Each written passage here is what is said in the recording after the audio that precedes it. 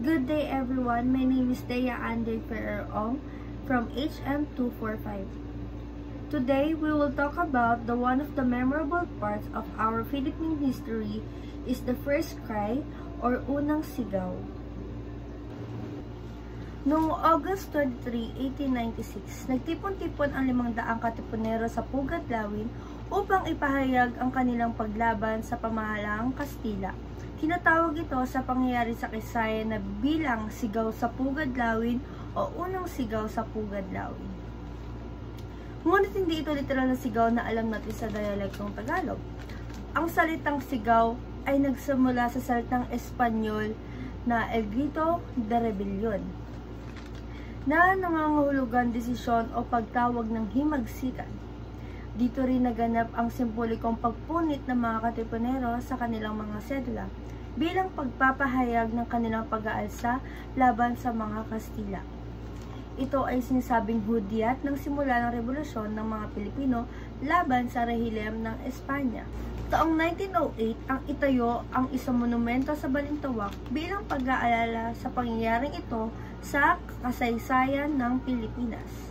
Taon-taon ding ginuginita ang Sigaw sa Pugad Lawin tuwing August 23, 1896. Ang kataas-taasan, kagalang-galang katipunan ng mga anak ng bayan o mas kilalang katipunan o KKK ay isang lihim na samahan ng itinatag sa Pilipinas ni Andres Bonifacio, layuning palayain ng bansa laban sa mga pananakop ng pamahalaang Espanyol. Sa pagkakatatag ng La Liga Filipina, binuo ni Dr. Jose Rizal noong July 3, 1892 at si Andres Bonifacio ay naging parte ng propagandang ito. Ang La Liga Filipina ay binubuo ng mga intelektual o ilustrado na nagtataguyod ng mapayapang reforma. Ang pagpapahadlang ng mga Espanyol sa La Liga Filipina ang mga nagpatunay kay Andres Bonifacio na walang saysay ang mapayapang reforma. Sa ilalim ng pamahalaang Espanya, kaya nung panahon na nahuli si Dr. Jose Rizal, bumuo si Andres Bonifacio kasama ang dalawang pinuno na sina Deodato Arellano at Ramon Basa. Sa ilalim ng samahang ito upang palayain ang Pilipinas mula sa mga pang-aalipin ng mga Kastila noong July 7, 1892. Ito ay nabuo ng KKK. Dahil sa paglilihim ng samahang, isinalalim ang mga kasapi na ito ng lubusang paglilihim at inaasahan na sila ay tumalima sa mga patakarang pinapairal ng samahan. Ang mga nais sumapi sa samahang ito ay pinapadaan muna sa seremonya upang maging isang ganap na miyembro. Noong una, mga kalalakihan lamang ang mga tinatanggap, ngunit nang lumaon ay nagpapasapi na rin sila ng mga kababaihan. Maging ang asawa ni Andres Bonifacio na si Gregoria de Jesus o mas kilalang bilang Oriang ay naging kasapi rin ng katipunan. Si Oriang ay itinilaga siya ang bilang tagatago ng mga dokumento. Ngunit hindi nagtagal, ang lihim na grupo na ito ay nabunyag ng may umamin sa kasapi nila na katipunero na si Teodoro Patino. Siya ay naiinggit kay Apolonio de la Cruz dahil sa pagtaas nito ng sweldo. Dahil sa inggit, ibinunyag niya ang lihim na samahan na binuo ni Andres Bonifacio sa kabisera. Nagsumbong siya sa kanyang kakilala na kabilang siya sa lihim na kilusan. Pinayuhan siyang mangumpisal kay Padre Mariano Gil at sinabi niya rito kung ano-ano ang lihim ng samahan na binuo sa bayan. Isang liham ang pinadala ni Teniente Manuel Sitia sa gobyernong sibil upang ipag-abot ang kanilang kaalaman tungkol sa lihim na samahan na binuo sa bayan. Nakasaad sa liham na iyon ang brutal na pag-aalipin ng mga pamahalaang Kastila sa Pilipino sa Pilipinas.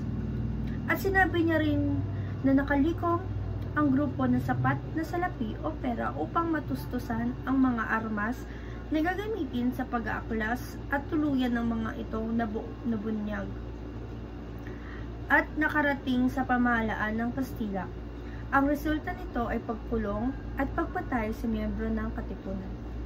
Kaganapan na ito ay umabot kay Supremo Andres Bonifacio dahil dito inutusan niya ang mga ibang pinuno na samahan upang dumalo sa isang pagtitipon na gaganapin sa Balintawak. At dahil dito, napag-usapan kung kailan magsisimula ang revolusyon laban sa pamahalaan ng Kastila. Noong August 19, 1896, nilakbay ni Andres Bonifacio at ang kapatid nito kasama ang iba pang pinuno ng katipunan na sina Emilio Jacinto, Teodoro Plata, Agueda del Rosario, ang Balintawak. Noong August 20, 1896, sumapi na rin ng katipunan mula sa Caloocan sa pamumuno ni Pio Valenzuela. At matapos magtipon ng 500 katipunero, muli nilakbay nila ang bayan ng Kangkong noong August 21 at nagpahinga sa tahanan ni Apolonio Samson. August 22, nilakbay naman nila ang Pugadlawin o Bahay Toro.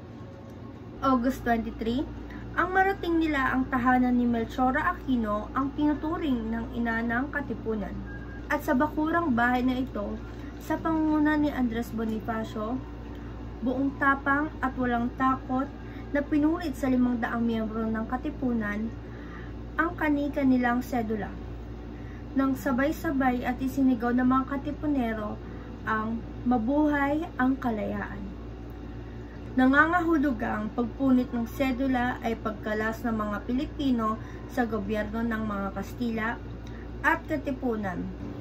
Ang una naging gobyerno ng Pilipinas, kaya nabansagang si Supremo Andres Bonifacio bilang unang Pangulo ng Pilipinas.